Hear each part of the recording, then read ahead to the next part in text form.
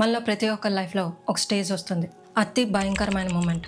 అదేంటో తెలుసా? మీ చుట్టూ ఉండే వాళ్ళని, మీ మొబైల్, మీ ఫ్రెండ్స్, ఈ ప్రపంచాన్ని చూడగానే మీకు ఒక క్లారిటీ వచ్చేస్తుంది. అదే నా కోసం ఎవరూ లేరు, నన్ను కాపాడేవారు ఎవరూ రారు అని మీకు రోజు అర్థమైపోతుంది. చాలా మందికి ఈ విషయం అర్థమవగానే డిప్రెషన్లోకి వెళ్ళిపోతారు, ఏడుస్తారు. నాకే ఎందుకు ఇలా జరుగుతుంది, నేను ఒంటరిగా ఎందుకు మిగిలిపోయాను అని బాధపడతారు. బట్ స్టిల్ నలుగురు కావాలి, అందరితో ఉండాలి అని మీకుంటుంది. కానీ మీ చుట్టూ ఉండేవాళ్ళు సైలెంట్గా మిమ్మల్ని విలేస్తూ ఉంటారు. మీరు ఎంతగా ప్రయత్నించినా ఈ యూనివర్స్ మిమ్మల్ని ఒంటరితనంలోకి నెడుతూ ఉంటుంది. అయితే ఈ స్టేజ్లో 99% డిప్రెషన్లోకి వెళ్ళిపోతారు. మళ్ళీ మామూలు అవగానే పాత పద్ధతిలో బ్రతకటం మొదలు పెడతారు. కానీ 1% జనం ఉంటారు చూసారా, వాళ్ళకి ఈ మూమెంట్ శాపం కాదు, అదొక వరం అని అర్థమైపోతుంది. ఈ స్టేజ్ వీళ్ళని కంప్లీట్గా మార్చేస్తుంది. మీరు ఈ వీడియో చూస్తున్నారంటే మీలో కూడా ఆ పట్టుదల ఉంది. చుట్టూ ఉండే వాళ్ళు అర్థం చేసుకోలేని ఏదో ఒక పెద్ద లక్ష్యం మీ మైండ్లో ఉంది. కానీ ఈ ఒంటరితనంతో బాధపడేవాళ్ళు అంటే మీరు ఎలా బ్రతకాలి, బ్రతికే ధైర్యం ఎలా వస్తుంది, యూనివర్స్ మీకు ఇచ్చే సమయాన్ని బాధపడటానికి కాకుండా మీ ఎదుగుదలకి ఎలా ఉపయోగించాలి, ఈ వీడియోలో చూద్దాం.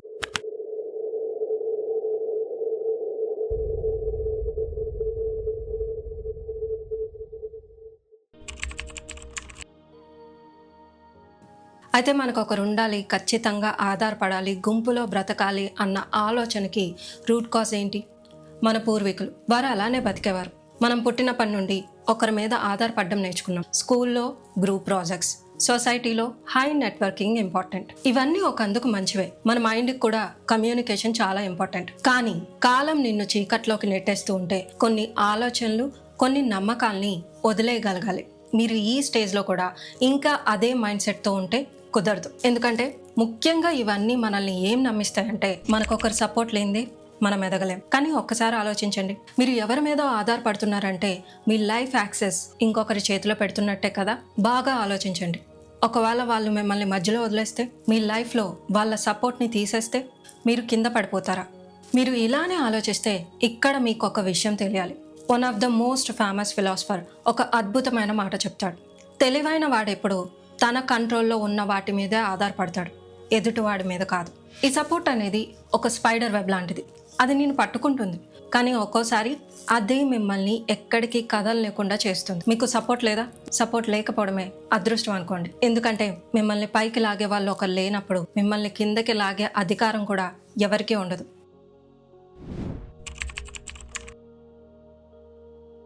ఒంటరితనం ఇంతగా మనల్ని బాధ పెట్టడానికి ఇంకో ముఖ్యమైన కారణం ఏంటో తెలుసా? మీలో, నాలో, మనందరిలో డీప్ డౌన్ ఒక పిచ్చి కోరిక ఉంటుంది. దాన్ని మనం పెద్దగా పట్టించుకోం, కానీ అదే మనల్ని ఎంతగానో బాధిస్తుంది. అదే నన్ను అందరూ మెచ్చుకోవాలి, అట్లీస్ట్ నేను చేసే పని నా ఫ్యామిలీ మెచ్చుకోవాలి, నా ఫ్రెండ్స్ నన్ను ఎంకరేజ్ చేయాలి. ఇది ఒక రకమైన ఎమోషనల్ వీక్నెస్. మీరు ఎంతగా ఒకరిని సపోర్ట్ కోసం అడిగితే అంతగా మీ పవర్ తగ్గిపోతూ ఉంటుంది. మీరు మీ పెద్ద విజన్ గురించి మీ లో మైండెడ్ ఫ్రెండ్స్కో లేక మీ చుట్టూ ఉండే వాళ్ళకో చెప్తే వారు మిమ్మల్ని ఎగతాళి చేస్తారు. అది చూసి మీరు ఇంకా బాధపడతారు. ఇక చాలు, వాళ్ళ ప్రేమ కోసం ఎదురు చూడడం మానేయండి. మీ పనితో వాళ్ళు మీకు రెస్పెక్ట్ ఇచ్చేలా చేయండి. మీ దగ్గర సపోర్ట్ లేదా? మంచిది. మీరు సక్సెస్ అయ్యాక అందులో షేర్ మీరు ఎవరికి ఇవ్వాల్సిన అవసరం లేదు. వాడు నా వల్లే ఎదిగాడు, దానికి కారణం నేనే అని ఒకరు చెప్పుకునే అధికారాన్ని మీరు ఎవరికి ఇవ్వాల్సిన అవసరం లేదు. మీరు ఒక యుద్ధంలో ఉన్న జనరల్ లాంటి వాళ్ళు. సైన్యం పారిపోయినా సరే ఒంటరిగా నిలబడి శత్రువుని ఎలా దెబ్బ కొట్టాలో ప్లాన్ చేయండి. అది ఎలాగో తెలియాలంటే నా previous video the art of war book సమ్మరీని తప్పకుండా చూడండి. అయితే మీరు ఇప్పుడు ఏం చేయాలి? ఇప్పుడు మీరు ఒక ఫేస్లోకి వెళ్ళాలి. సోల్ ఫేస్ అంటే ఎవ్వరికీ కనిపించకుండా పని చేయటం మొదలు పెట్టాలి. మోటివేషన్ రాకపోతే మీరు ఒక సేజ్, సామురై లేదా ఒక ఫిలాసఫర్ లా ఫీల్ అవ్వండి. ఎందుకంటే ఋషి ఎప్పుడు ఒంటరిగానే జ్ఞానంలోకి వెళ్తాడు, సామురై ఎప్పుడు ఒంటరిగానే పోరాడతాడు. ఫిలాసఫీ గుంపు నుండి కాదు, ఒంటరితనంలో నుండి పుడుతుంది. అందుకే ఈ రోజు నుండి మీరు అందరికీ మానసికంగా దూరంగా ఉండండి. మిమ్మల్ని మీరు పాలిష్ చేసుకునే పనిలో పడండి. మళ్ళీ చాలా మందికి ఉండే అలవాటు ఏంటో తెలుసా? ఏదో ఒక చిన్న ఐడియా రాగానే అది వెంటనే పక్క వాళ్ళతో షేర్ చేసేస్తాం. ఎదుటి వాళ్ళు అది విన్నాక కష్టం అనగానే మళ్ళీ ఎనర్జీ డ్రైన్ అయిపోతుంది. ఏదైనా సాధించాలన్న తపన చచ్చిపోతుంది. ఈ రోజు నుండి మీకు మీరు ఒక ప్రమాణం తీసుకోండి. మీ గోల్ గురించి మీ ఇంట్లో వాళ్ళకి లేదా మీ పార్ట్నర్ కి కూడా చెప్పకండి. ఇన్స్టాగ్రామ్ లో అయితే అస్సలు పోస్ట్ చేయకండి. నిశ్శబ్దంగా ఉండండి. ఆ నిశ్శబ్దమే మీలో ఒక ప్రెషర్ని క్రియేట్ చేస్తుంది. మిమ్మల్ని రిలాక్స్ అవ్వనివ్వకుండా పని చేపిస్తుంది. ఈ రోజు నుండి మీ మైండ్ లో ఇలా అనుకోండి, మీకు సపోర్ట్ లేకపోవడం వల్ల మీకు లగ్జరీ దొరికింది. అదేంటంటే ఫోకస్. ఇక టైం వేస్ట్ మీటింగ్స్ కానీ పార్టీస్ కానీ ఉండవు. అనవసరమైన టాక్సిక్ రిలేషన్షిప్స్ ఉండవు. సొసైటీని సాటిస్ఫై చేసే మాస్క్ తీసేసి మీలో ఉన్న మాన్స్టర్ ని బయటికి తీసి పని చేయటం మొదలు పెట్టండి.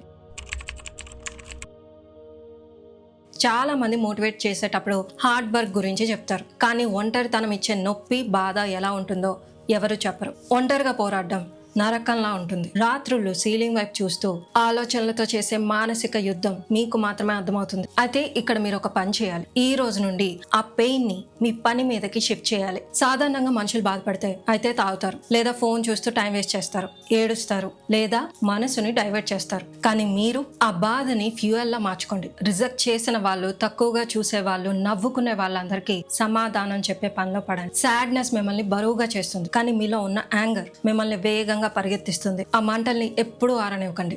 అయితే మీరు ఇలా ఉండడం వల్ల ఇక్కడ మీరు ఇంకో ప్రాబ్లమ్ని ఫేస్ చేయాల్సి వస్తుంది. అదేంటంటే డిసిప్లైన్. మీకు బాస్ లేరు, మీకు టీం లేదు. ఇది మీలో లేజినెస్ కి ఛాన్స్ ఇస్తుంది. అందుకే ఈ రోజు నుండి మీకే మీరు ఒక డిక్టేటర్ లా పనిచేయాలి. ఎర్లీ మార్నింగ్ లేవండి. గుర్తుపెట్టుకోండి, అడిగేవారు లేరు కదా అని మీరు ఇక్కడ గెలిస్తే జీవితంలో ఓడిపోయే అవకాశం ఉంది. అందుకే ఖచ్చితంగా మీకు మీరు పెట్టుకున్న రూల్స్ ని ఫాలో అవ్వండి. డిసిప్లైన్ గా ఉండండి. డీప్ వర్క్ చేయండి. చెత్త న్యూస్, గాసిప్స్ వీటన్నింటిని వదిలేసి ఫిలాసఫీ, స్ట్రాటజీ, బిజినెస్, ఫైనాన్స్ లాంటి ఎన్నో పుస్తకాలని చదవటం మొదలు పెట్టండి. మీరు అనుకునే దాంతో మీ మైండ్ స్టిక్ ఆన్ అయ్యేంత వరకు సరైన నాలెడ్జ్ తో మీ మైండ్ ని ఫీల్ చేస్తూనే ఉండండి. మిమ్మల్ని వింతగా చూసినా, మీకు పిచ్చి పట్టిందన్నా పర్వాలేదు. Just read. End of the day అద్దం ముందు నిలబడి క్వశ్చన్ చేసుకోండి. ఈ రోజు నేను నా లక్ష్యం వైపు అడుగు వేసానా, లేదా టైం వేస్ట్ చేశానా? క్వశ్చన్ చేసుకోండి, వాటిని నోట్ చేసుకోండి.